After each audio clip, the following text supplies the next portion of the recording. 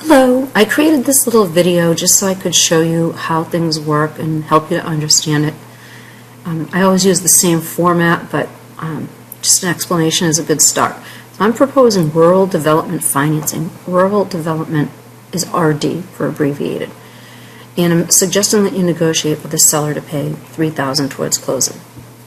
We'll talk about the purchase details. In our example, we're going to assume that the sale price is $150. You put no money down, and you finance $150, except the rural development has a 1% upfront fee, which you can pay in cash or finance, but if your goal is to get in for as little cash as possible, you roll it into the loan. So your loan would actually be $150.15. Now we'll talk about the monthly payment. I'm using a rate of 3.75 today. There are lower rates available, and there are even higher rates available. The lower the rate, the more cost. The higher the rate, the less cost. So I purposely chose this rate because I thought it worked really good in this example. 360 months, it's a 30-year loan, and the payment, the principal and interest payment, the amount needed to repay the loan is $701.62. Now, we don't have a specific house in mind, so we're guessing on the taxes. So we're guessing the taxes are $3,900. $3,900 divided by 12, you would pay $325 each month. If the taxes were $3,600, you'd pay $300 each month. If the taxes were $3,000, you'd only pay $250 each month. So whatever the taxes are divided by 12 is what you're going to pay. And the same concept for the insurance. Whatever the insurance is divided by 12, you will have the option to buy that wherever you want. And finally, RD does have a monthly fee. It is a declining payment over time because it's based on the unpaid balance. When we add all these fees together, you would have a mortgage payment of $1,140.81. Now let's look at the cash to close.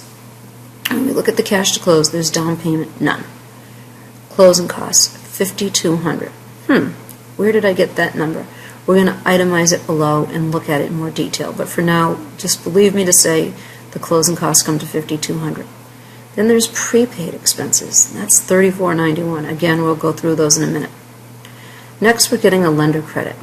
A lender credit is given to you when you take a higher rate. What happens is we have a fixed profit margin, and when we look at a higher rate, there would be excess profit. So our policy is we give that profit back to you in the terms of a lender credit. So on any given day, there's a range of rates and a range of potential credits, and the higher the rate, the bigger the credit. So if you took a higher rate, you'd get a bigger credit. And so when we add up all these, it's basically you would need $6,044 to buy this house. Except I suggested above that you have the seller pay 3%. So if you negotiated for the seller to pay 3%, you would only need $1,544.72. This is in the ballpark of what I think you're comfortable with. Now, how does the process work? You find a house, you like the house, you put in an offer, you ask for the seller to pay the 3% towards closing, and you give a check, a deposit check with your offer. So I'm suggesting you would write that check for $500. Then you have to pay for a home inspection and appraisal. Another $1,000 out of pocket. So you're literally writing checks up front. But because you only needed $1,544 and you dished out $1,500, you're going to owe just like $44 at closing. Now let's look at the itemization of the closing costs.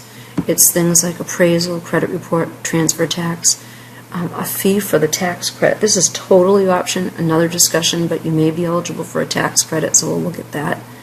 Lender's title insurance, origination fee, flood cert, owner's title insurance, recording, attorney fees, and home inspection.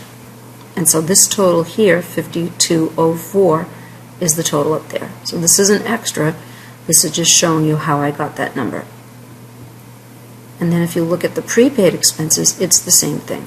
Taxes, insurance, and interest add up to $34. That number is up there.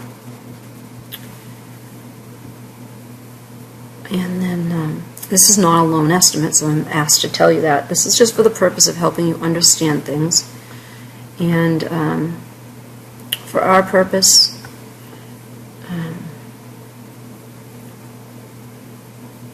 we're not qualifying you for the mortgage with this worksheet, just trying to explain to you how things work. If you have more questions, give me a call.